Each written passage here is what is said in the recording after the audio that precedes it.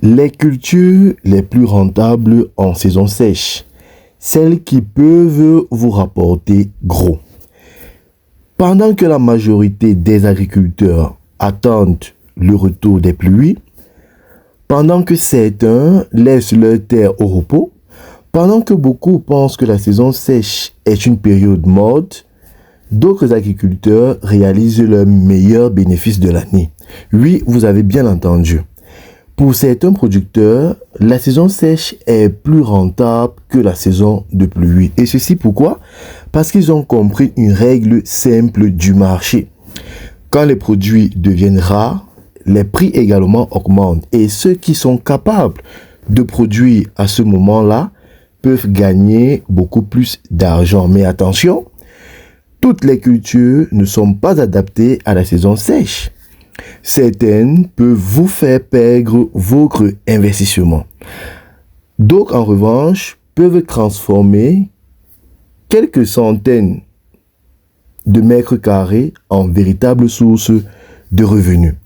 Aujourd'hui, nous allons découvrir les cultures les plus rentables en saison sèche, leurs avantages, leurs contraintes et surtout combien elles peuvent réellement apporter. Donc, restez jusqu'à la fin car la dernière culture est souvent celle qui génère les marges les plus impressionnantes. Bonjour, bonsoir. Si tu es nouveau sur la chaîne, laisse-moi te la présenter en quelques secondes. Elle s'appelle Conseil agronomique Bar Agronomic Council et elle fait exclusivement dans la proposition des solutions s'agissant de la production animale, végétale et de la transformation agroalimentaire. Donc si tu as une question ayant trait aux différentes spéculations que je viens d'évoquer, n'hésite pas à me le faire savoir en commentaire et je me ferai un plaisir de te répondre. D'ici là, garde la même niaque pour la thématique qui t'est proposée aujourd'hui.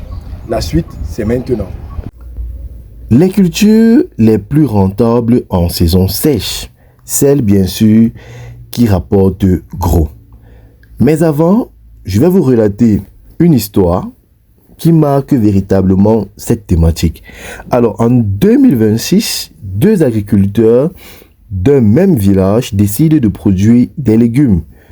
Le premier attend la saison des pluies, comme tout le monde bien sûr, et le second décide d'investir dans une petite motopompe et de produire pendant la saison sèche. Au début, les habitants pensent qu'il fait une erreur. L'eau coûte cher, les températures sont élevées, les risques semblent plus importants. Mais, 3 mois plus tard, les résultats tombent alors que les marchés manquent de légumes frais. Ces produits se vendent rapidement à des prix élevés. Son bénéfice dépasse largement celui de nombreux producteurs ayant cultivé, bien sûr, en saison pluvieuse. Et ceci pourquoi? Parce qu'il a vendu quand les autres n'avaient rien à vendre. Alors, pourquoi la saison sèche peut être plus rentable? Déjà, il faut comprendre qu'avant de parler des cultures, il faut comprendre un principe fondamental qui est en agriculture, l'argent ne vient pas uniquement du rendement, il vient aussi du prix de vente. Lorsque l'offre diminue, les prix également augmentent. Donc, quand tout le monde produit, bien sûr, les prix chutent. Donc, quand peu de producteurs sont présents, les prix grimpent. C'est précisément ce qui se passe souvent pendant la saison sèche. Et parmi les cultures ici recensées, on va prendre exemple du concombre, qui est bien sûr l'une des cultures vedettes de la saison sèche. Ceci pourquoi? Parce que elle a une croissance rapide, une forte demande, une récolte régulière et surtout un cycle relativement court. Si on prend un exemple financier sur les 500 mètres carrés, vous allez voir que vous pouvez avoir plus de 1000 plants avec une production moyenne de 3 à 5 tonnes. Donc, supposons que 4 tonnes vendues à 400 par kilogramme, bien sûr, revendues. Et bien sûr, puis vous avez un revenu brut qui vous donne les 4000 kilos produits ou encore 4000 tonnes fois les 400 vous donne directement 1 600 000. Si il faut enlever les charges en termes de semences, irrigation, fertilisants et bien sûr traitement, vous allez vous retrouver avec un bénéfice potentiel de 1 150 000. S'agissant de la deuxième culture, vous voyez le poivron qui est très recherché dans les hôtels, les restaurants, les supermarchés et même les marchés urbains. Pendant la saison sèche, les prix sont souvent plus élevés.